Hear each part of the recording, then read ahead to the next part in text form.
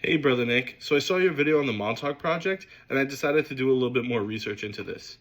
It's really interesting seeing the inspiration of Stranger Things was actually based on a real story, or at least an over-exaggeration of real experiments that take place. One thing you didn't touch on in your video that I like to address here is how the Montauk Project originated, or rather the experiment that created a fracture in space and time that allowed for the Montauk Project to exist, the Philadelphia experiment.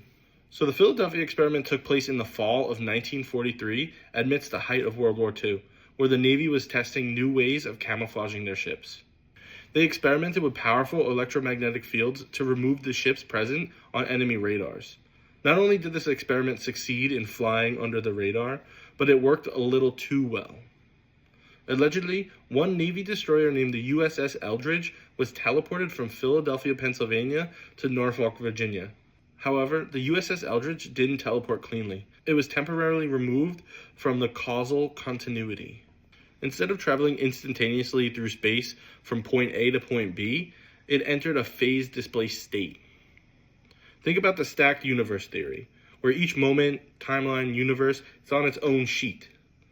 And when these sheets are perfectly stacked and perfectly aligned, you don't notice any changes. You're in phase alignment. The best way to visualize this is a moire pattern. When the same image is overlapped, you can't tell there's two sheets there. But when it shifts, it becomes very obvious that something else is there.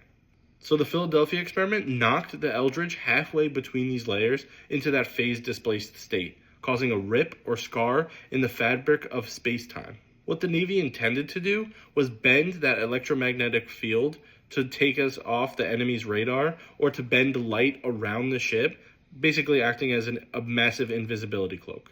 What actually happened was the Navy accidentally created a standing electromagnetic torsion field. This affected time's relationship to matter. After 1943, humanity crossed a threshold. Time was no longer linear, the future can impact the past, choices became constrained by paradoxes, and once time is broken, you can't fully fix it. You can only manage it. The Montauk Project was a way to manage this rip in space-time. Philadelphia Project accidentally opened this door through time, but the Montauk Project intentionally held that door open, with experiments like the Montauk Boys, as you brought up. The Montauk Boys were used to stabilize this rip in space-time by adding their human consciousness. It's said that this fracture only occurred because the USS Eldridge entered that phase-displaced state where no human consciousness was there to stabilize it.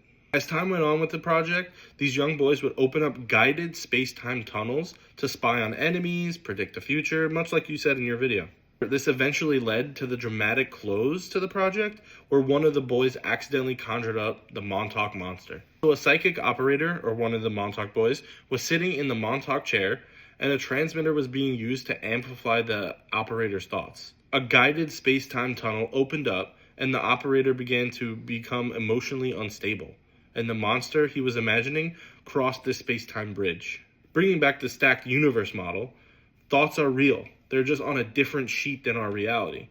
So when these space-time tunnels open, the thought monster is able to manifest itself in our reality. I don't think this Montauk Project was actually a real experiment, or even the Philadelphia experiment. Just a little too out there to be real. It's an interesting story, but that's all it is. The person who even created the rumor about the USS Eldridge has come out and said that it was all fabricated.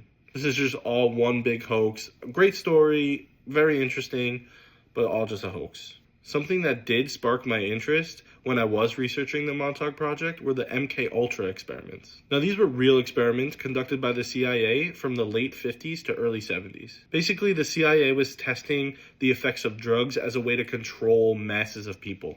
They would use LSD, psilocybin, amphetamines to control and alter human behavior, extract information against their will, and even implant false memories. Maybe Nichols was actually one of those people from that experiment, where instead of the Montauk Project experiments, he was actually a part of MK where they had false memories, and he was using LSD and psilocybin, so he had crazy hallucinations of a monster. That could be why he's recovering memories of like labs and offices. So that's all I found on this. I hope I found some new things that you haven't seen before. Have you heard of the MK experiments? I would love to hear what you think, and maybe we could do this on one of our future podcasts.